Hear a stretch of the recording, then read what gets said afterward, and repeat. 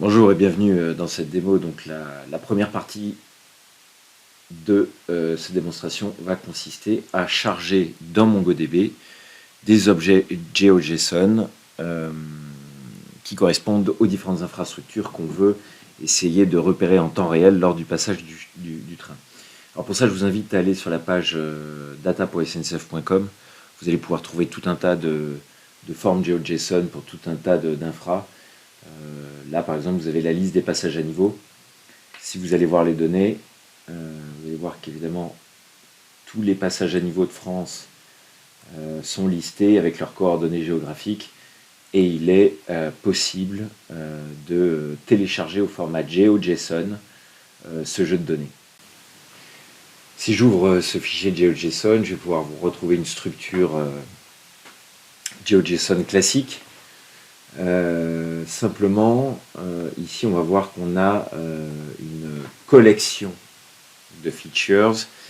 Et nous, ce qu'on veut, ce sont des objets indépendants dans MongoDB pour pouvoir faire une recherche et obtenir des réponses uniques. Donc il va falloir faire un petit traitement là-dessus que je vais vous montrer en démo dans un instant.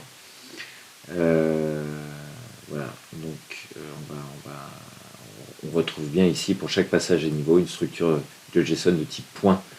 Et c'est là-dessus qu'on va travailler pour aller rechercher de la métadonnée, le type d'obstacle, le nom du passage à niveau, le code ligne, et puis ce genre d'informations.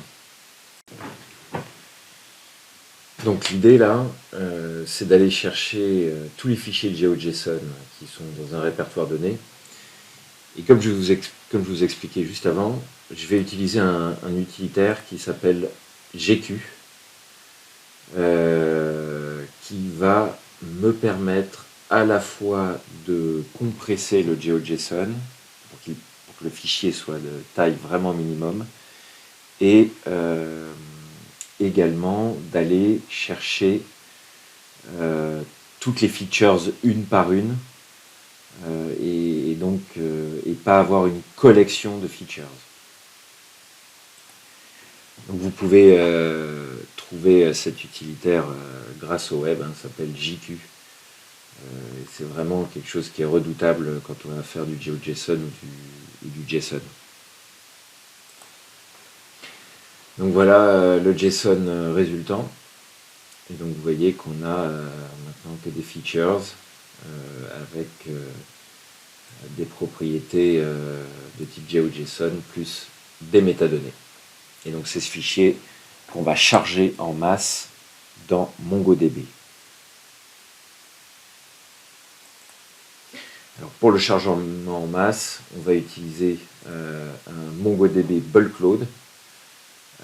Alors moi j'utilise une version entreprise de Talend. Je ne sais pas si ces connecteurs sont disponibles dans la version Open Studio. En revanche, le bulk load est assez redoutable puisqu'il utilise la fonction Mongo import en background. Ça permet de charger en un clin d'œil le fichier GeoJSON que nous avons produit. Vous notez l'utilisation de contextes qui permettent de variabiliser les chemins, les connexions aux bases de données, etc. Deuxième note aussi, j'utilise une version locale de MongoDB, ça m'évite d'avoir à masquer les IP, etc. Et puis c'est surtout que la version Atlas est très sympathique, mais pour avoir des bons débits, faire du temps réel, il faut prendre des options pour lesquelles je n'ai pas les moyens. Donc quand on n'a pas les moyens, on pique-nique. J'utilise une version open source que j'ai téléchargée en local. Ce job-là va être appelé pour lister tous les fichiers GeoJSON que j'ai dans mon répertoire. Et pour chacun de ces fichiers GeoJSON brut, appeler la petite routine que nous avons vue après avoir droppé la collection, évidemment, si elle existait dans MongoDB, et surtout, après le chargement de l'ensemble des données dans la collection, pouvoir créer ce qu'on appelle un index géospatial, qui est une propriété de MongoDB, et qui permet donc après d'aller faire des calculs géospatials avec des objets GeoJSON, à savoir des intersections, des proximités, des recoupements, enfin il y a pas mal d'opérateurs qui sont assez intéressants. Et donc je crée un index sur la collection MongoDB pour pouvoir faire ces calculs. C'est littéralement impossible sinon. Concernant Talend, donc vous voyez qu'on a tous les outils pour faire ce chargement et créer les index, donc piloter véritablement la base MongoDB et reproduire l'ensemble des opérations de manière industrielle.